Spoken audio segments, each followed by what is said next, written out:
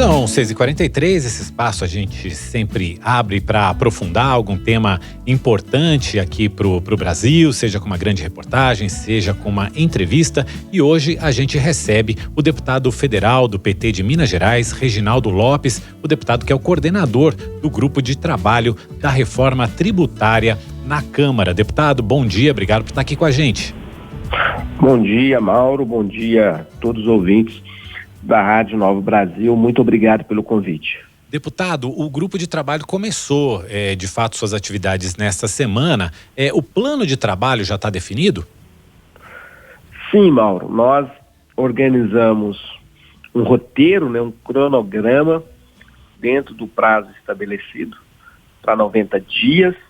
Na verdade, faltam 75 dias e dentro desse prazo nós estabelecemos os principais eixos da reforma. Apesar de ser um assunto complexo, a reforma tributária ela será dividida em duas etapas. A primeira etapa, nós vamos tratar dos impostos indiretos, ou seja, dos impostos que incidem sobre o consumo. E hoje no Brasil, é o único país desenvolvido ou em desenvolvimento. Na verdade, tem 150 países no mundo que tem outra prática de tributação sobre o consumo.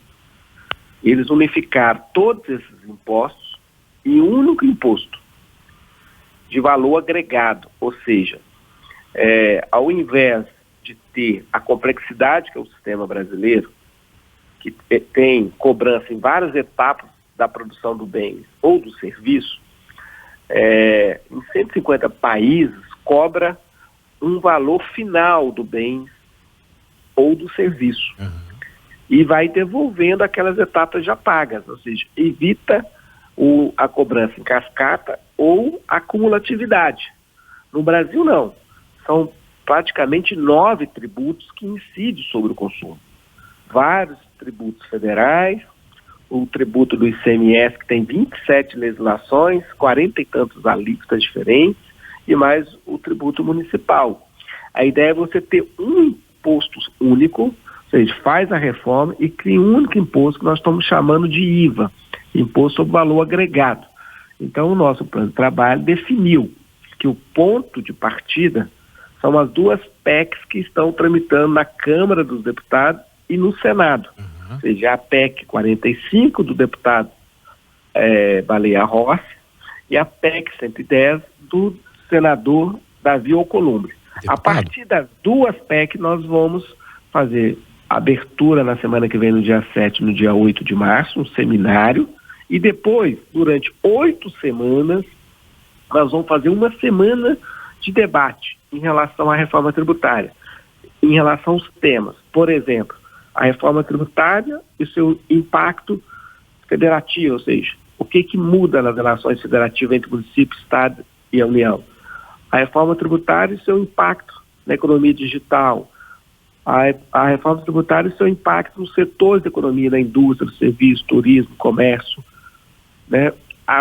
Depois nós vamos discutir a reforma tributária e os seus impactos na economia verde.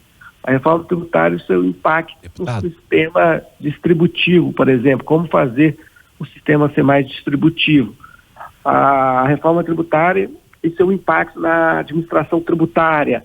Então, nós vamos conversar com todos os setores durante 8 semanas, fazendo seminários, discutindo a boa prática de tributação internacional sobre consumo, deputado, mostrando o atual sistema. Só para a gente avançar aqui também na conversa, e como o nosso tempo aqui é curtinho, eu queria saber do senhor, como é que o Senado vai ser envolvido nessas discussões para que o que sair da Câmara não retroceda no Senado depois? Então, nós estamos conversando. O senhor traz uma matéria importante, uma pergunta importante. Nós temos que alinhar. Esta reforma já está em debate há mais de 40 anos no Brasil. O Brasil está atrasado há mais de 60 anos. O último país na Comunidade Europeia que fez o IVA foi a Itália há 50 anos atrás. Então nós estamos muito atrasados. Então nós estamos alinhando todos os ministros da área econômica do governo do presidente Lula, estamos discutindo colégio de líderes da Câmara, também no Senado.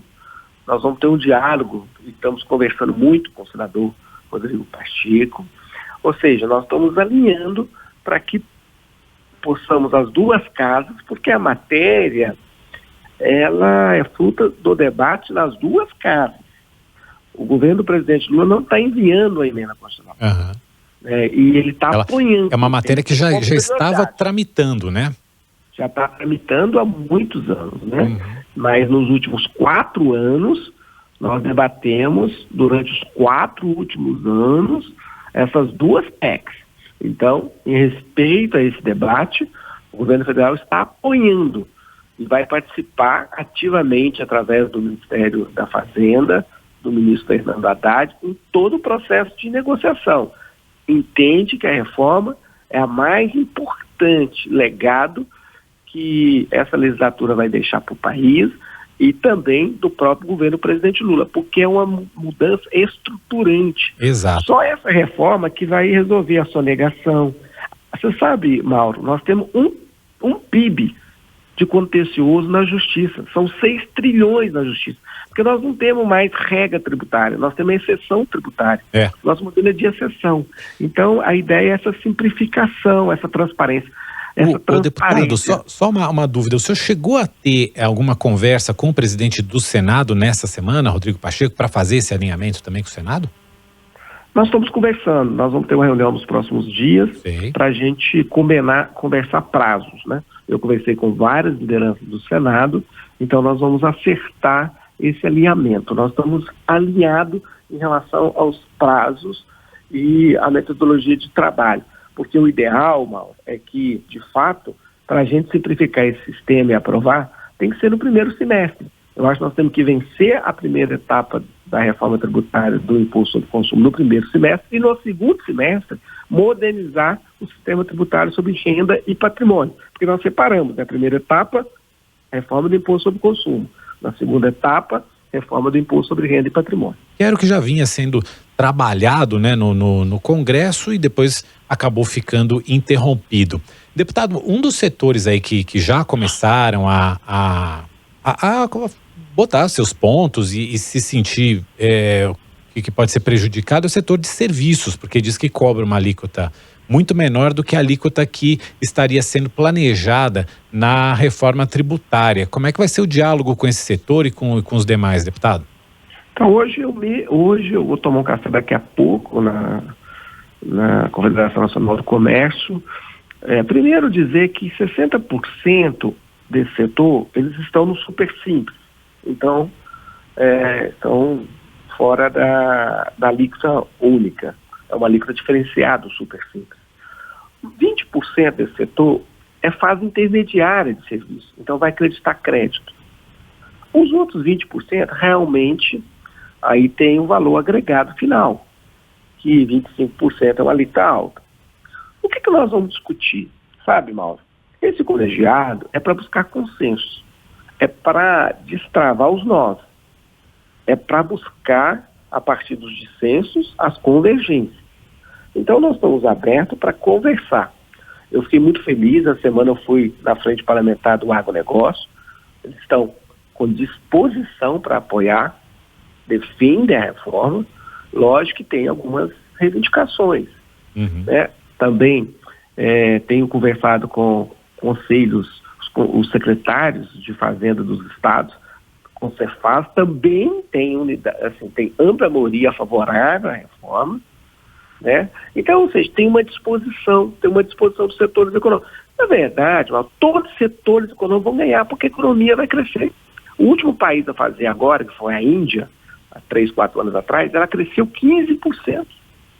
Então o Brasil vai ficar mais rico de 15% a 20% na economia. E nós vamos ter um sistema, porque se eu te perguntar, Marcos, você sabe quanto você paga num produto ou no serviço que você compra? Ah, não, exatamente. Ninguém não. Sabe. Ninguém sabe quanto foi de PIS, de CONFINS, de PASEP, de PI, de ISS, ISSQN, ICM. Ninguém sabe, não tem transparência. Então as pessoas falam assim, eu vou pagar mais. Ou o setor produtivo fala assim, eu vou pagar mais. Primeiro que tem um conceito, Mauro, que imposto sobre consumo não é empresário que paga. Imposto sobre consumo, quem paga é o cidadão. Sai da carteira do cidadão, do bolso do cidadão. Porque todo imposto indireto, ele é transferido para a composição final do preço, não é isso? Ele incide sobre o preço. É óbvio que nós temos um pacto, nós não vamos aumentar a carga tributária. Nós vamos simplificar, modernizar, nós vamos enfrentar a sonegação. E ao simplificar, resolver o contencioso, que é quase um PIB, 6 trilhões, vai permitir reduzir esse imposto. Porque não é justo, mal, que uma pessoa que ganha até 2 salários mínimos, e 70% ganham até 2 salários mínimos, ao comprar uma dúzia de ovos, ele paga o mesmo tanto de uma pessoa que ganha 50 mil, 100 mil, 200 mil. Só que tem que quem ganha pouco, ele gasta 100% do seu recurso no consumo. Exato. Então pesa muito mais contra ele do que os que ganham muito. E sem falar que geralmente quem ganha muito nem paga imposto de renda porque recebe através de lucro e dividendo. Mas é outro debate. Eu quero entrar aqui no debate sobre consumo. Mesmo no debate sobre consumo, nós podemos, só para concluir, Mal, nós podemos devolver o dinheiro para os mais pobres. A nossa intenção é alíquota diferenciado ou tratamento diferenciado. Quem tiver menos poder econômico, nós podemos devolver o dinheiro automaticamente na compra, o dinheiro para aqueles que ganham menos, o imposto do IVA, devolver imediatamente para o cidadão mais pobre. Esse é um mecanismo interessante que vai ser alvo de uma nova conversa nossa, tá bom, deputado? Eu agradeço. É chamado cashback, né? Isso. Devolver automaticamente o dinheiro na conta do cidadão que ganha menos. A gente vai querer saber progressividade para o cidadão. A gente vai gerar emprego e renda. A gente vai querer saber direitinho como é que isso funciona. Hoje nosso tempo está esgotado, mas eu agradeço muito a sua disponibilidade, deputado Reginaldo Lopes, do PT de Minas Gerais, que coordena o grupo de trabalho da reforma tributária na Câmara. Deputado, vamos acioná-lo outras vezes para voltar aqui ao Nova Manhã. Obrigado por hoje. Um bom dia. Eu que agradeço e bom dia. Muito bem, são 6h55.